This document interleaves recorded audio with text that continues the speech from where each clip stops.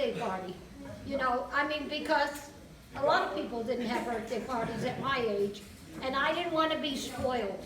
And my granddaughter, Brandy, she wanted me to have one. And Bruce agreed. He said, oh yeah, you should have one, you're getting older. Okay. The last time I had a nice birthday party was when I had my 70th. So that was 20 years ago. I bet some of my line dancers are here from them. Can you hear me? Yes. Oh, good. I'm trying not to talk too loud. Randy gave me 15 minutes to do my speech. Don't count that. That doesn't count.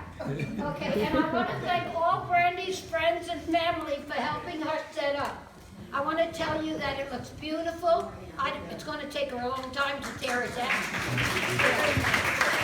Yeah, Brandy worked very hard, but I think she enjoyed working hard for me. Yeah.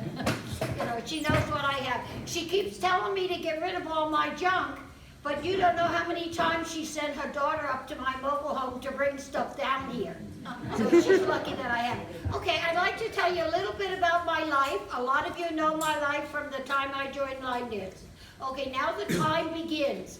If I go over 15 minutes, stand up and holler, okay?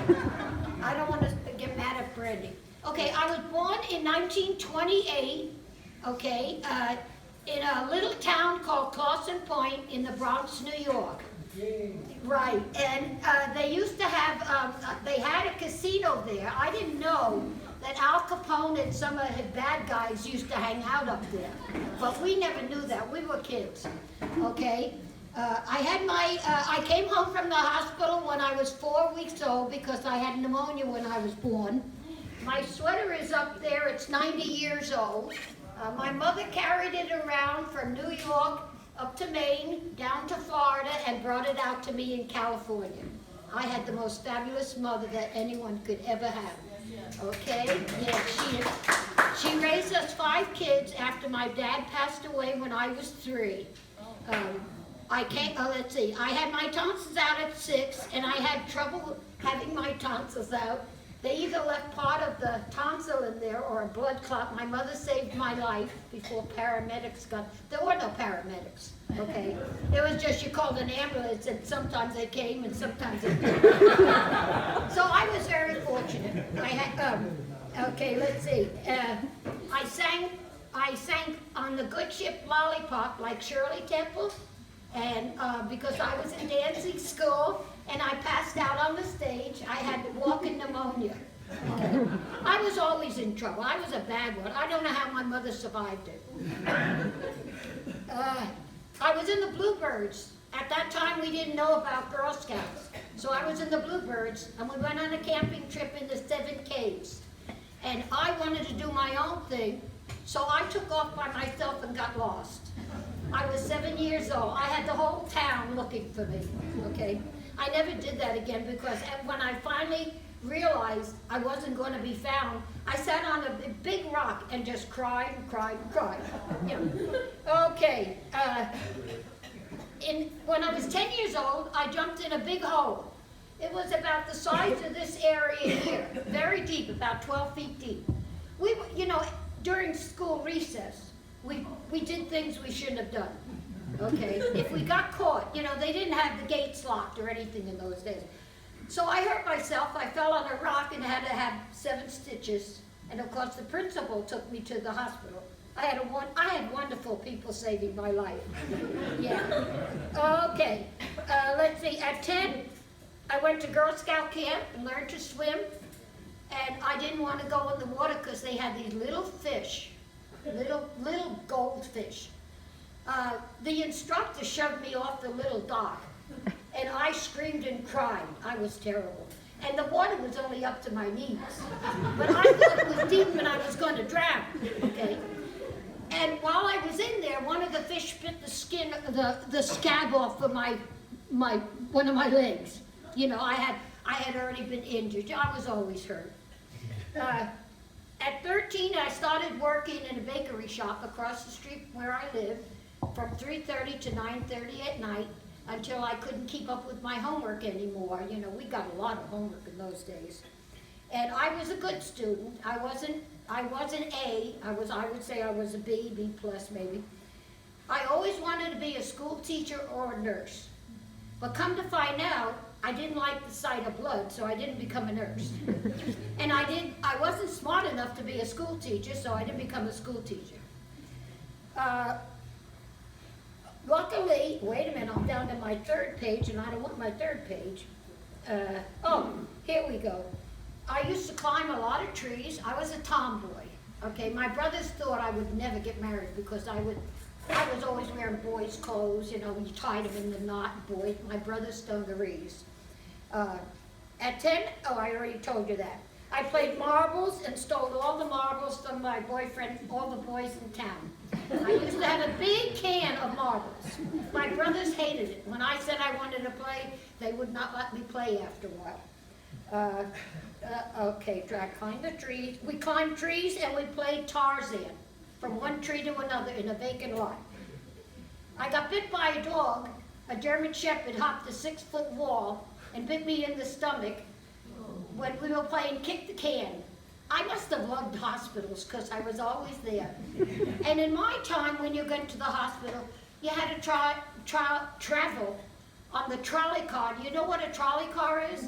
Okay, we had to travel by trolley car, the subway, and a bus to get to the main hospital. I got stitches, of course, and finally, after about 20 years, the scar went away, so I can't show you. When the war was on, okay, at 13, I became a junior air raid warden. My mother was my, air raid. She was over top of me, okay. I forgot what they call that. Not instructor. Well, anyway, don't worry about it. Then when I was 15 and 16, I worked on a floating hospital ship going up and down the Hudson River. We used to stop at all the docks along the way and pick up poor children and any sick people, like say a fireman or a policeman was on crutches. Anybody that, was down and out could come on board free. And it was a 4-story ship. We used to take turns on the ship taking care of different patients, just helping them. The best one I liked was in the middle where they had the little babies, because they don't give you any trouble. Yeah. Okay, at 16, I went to work on Saturdays in the Empire State Building, and that's when I was working that day on the 12th floor, delivering a telegram when the airplane, a lot of you never heard of it, I think I have a story over there. The airplane, a B-29 bomber, crashed into the 79th floor, and people were running around hollering that it was a bomb, but it was on an airplane, I was fine. I was on the 12th floor delivering a telegram, and we all got out. That was the last day I worked there. My mother wouldn't let me go back.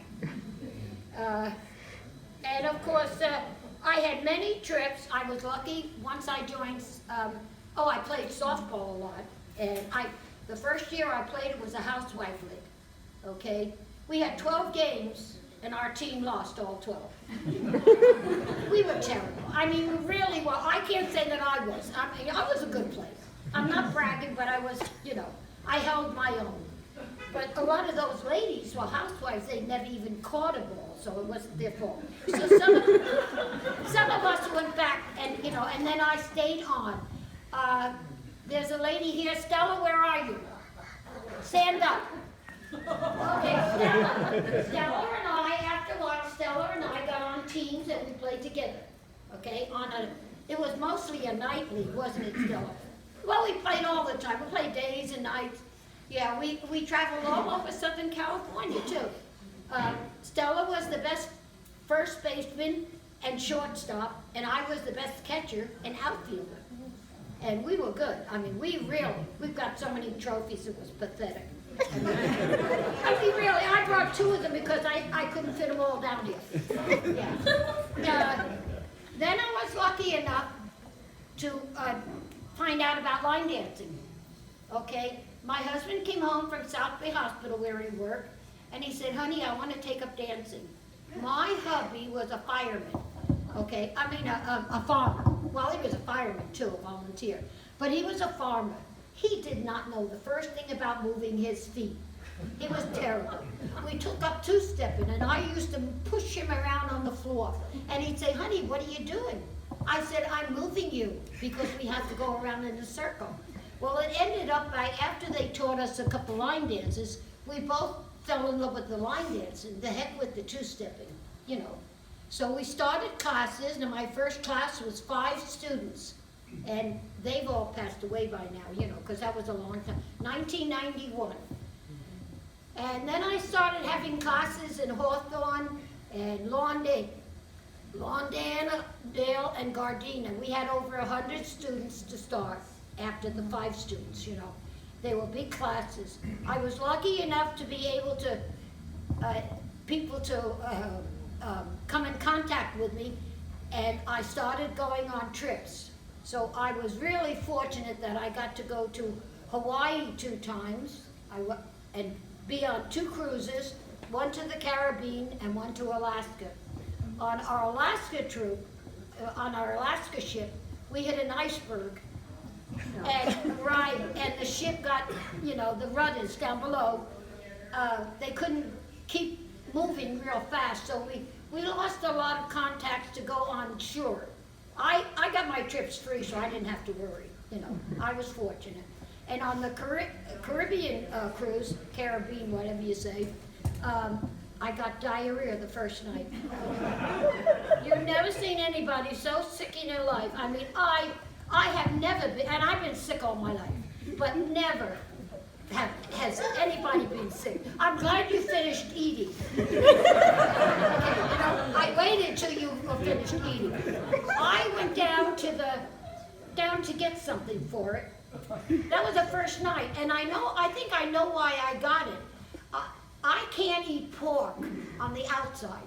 If I eat pork, I have to cook it myself, okay? And I'm sure that's what gave me diarrhea the first night. 8 days on board that ship, and that's what I had. I lost 8 pounds. Usually anybody that goes on cruise ships, they gain 8 pounds, you know? But anyway, the doctor, there was no doctor, it was the captain. He gave me this little bottle of Kaopectic. Big deal, you know, I mean, that was really bad. And then I was fortunate enough to meet a young girl by the name of Mary Nishikawa, okay? One day in my class, I had over 100 students at the Nakaoka Center, and I asked if anybody could speak Japanese fluently. And this little Japanese girl, jumped up and down behind a 6-foot guy and said she did. So I made her come up to the thing, and we were supposed to teach talk Japanese, where we were going to teach line dancing in Lameda. And when we got there, they said, no, there's no talk in Japanese, we want English. And Mary was going to quit. From that day on, Mary stayed with me, and she became my helper. I was lucky enough that Mary got a trip together to go to Japan. What a fabulous trip that was, you know. I got to teach line dancing in Japan. And of course I taught on board the ships, and I taught in Hawaii also. Okay, I forgot to tell you, I had met my husband. I met my husband. I was sent up in a camp in Tivoli, New York, when I was 17 for my health. I had, I was anemic, okay? And New York sent all the young people up to the farms to do farm work, you know. Down here, I think they use a lot of Spanish, you know, help. But up in New York, it was during the summertime, and we got to pick the crops, all the crops, you know. While we were in this one place, Eleanor Roosevelt came up and talked to us. Eleanor Roosevelt was President Roosevelt's wife at the time, the First Lady. I'm supposed to call her First Lady. She was so wonderful. She spoke, because it was all girls at first. She spoke to us and was telling us that women are the future for America. That we should, yeah.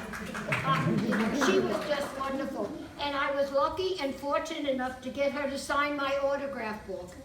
So I have Eleanor Roosevelt's signature now that I can hold on to. And then later on, I met my husband. I didn't tell you that. One day I went downtown in Tivoli where there was a carnival, and I was with my two best friends there, two girls, and I told these girls, I said, see that nice looking blonde fella? His hair was white. And I said, see him? I'm gonna marry him. And I did. Okay. We had our first date, and my first kiss was in a convert, you know, those little old cars where the rumble seat, you know what a rumble seat is? You're sitting there, that little back seat. That was where we had our first kiss. I know. You can't do much else in a rumble seat. So it was just the first kiss. And Sonny Coon and my hubby had a little bit too much to drink. And that was only like 3 or 4 drinks. And I had 2 drinks, which I never even used to do, you know, but they were only 50 cents a piece, so.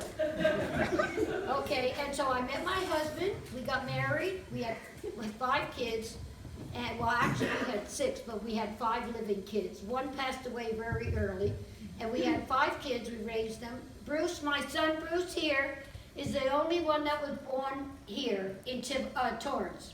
He was born in Torrance. All the others were born in upstate New York. Yes, I'm so fortunate. And anyway, then I was fortunate with my line dance people, and I got to go, you know, to all those places. And in 1905, we took a trip to New York to bury my husband and all the rest of the family. And we toured New York. I already knew New York because I lived there, you know. And then my son Walter, he wanted to go to Paris. My last name is Sulpice. I was baptized Carol Rose Sulpice. Sulpice is a French name. And in Paris, France, there's a whole street, a subway station, everything named Saint Sulpice.